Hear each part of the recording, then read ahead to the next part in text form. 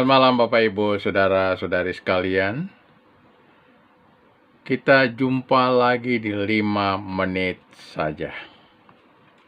Tema kita malam ini adalah kebencian lenyap, atau boleh kita balik, lenyapnya kebencian.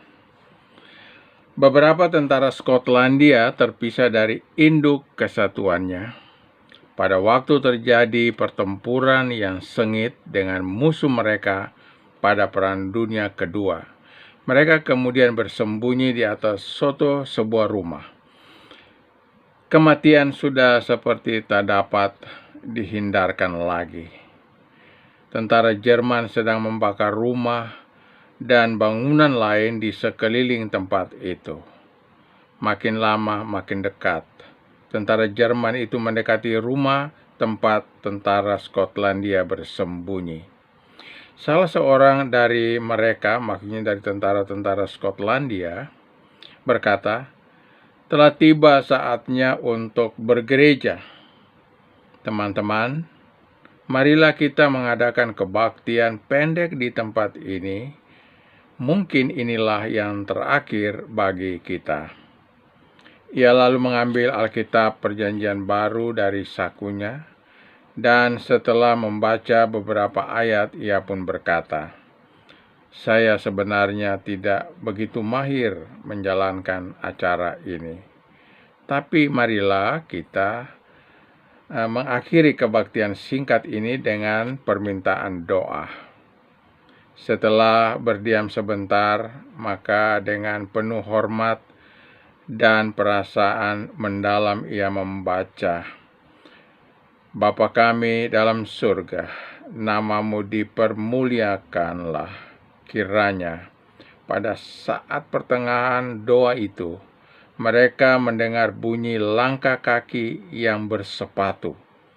Mereka mengetahui bahwa tentara Jerman telah berada di bawah dan mereka berdiri dengan hormat dan dalam keadaan siap." Setelah doa selesai, tentara Skotlandia itu mendengar bunyi pintu tertutup dengan pelan-pelan, dan akhirnya bunyi langkah itu hilang. Tanda penuh penghormatan akan hal-hal yang suci dapat menciptakan suatu iklim dalam mana kebencian pun akan hilang. Pada waktu Perang Dunia Kedua berakhir, beberapa anak berkumpul dalam sebuah aula di Guam untuk mengikuti kebaktian. Anak-anak ini sudah cukup besar untuk mengingat betapa kejamnya tentara Jepang yang telah datang ke Guam, membunuh teman-teman mereka, merampas makanan, dan yang paling kejam, yaitu ibu dan bapak mereka dibunuh di depan mata mereka. Tetapi anak-anak ini tidak mau menyimpan hal seperti itu dalam hati mereka. Anak-anak itu sangat gembira. Pembicaraan mereka penuh semangat. Dalam tangan mereka ada yang memegang 5 sen, 10 sen, 25 sen dolar Amerika. Bahkan ada anak yang memegang 50 sen dolar. Semua uang itu adalah hasil usaha mereka dengan menjual pisang, kelapa, dan hasil kebun yang lain. Mereka membawa uang itu untuk dipersembahkan sebagai persembahan khusus untuk membantu anak-anak di Jepang.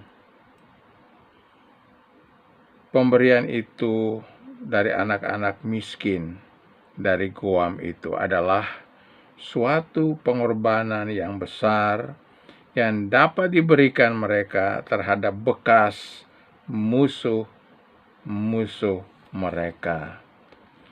Dalam Matius pasalnya yang ke-6, saya akan membaca dulu ayat 12. "Dan ampunilah kami akan kesalahan kami, seperti kami juga mengampuni orang yang bersalah kepada kami."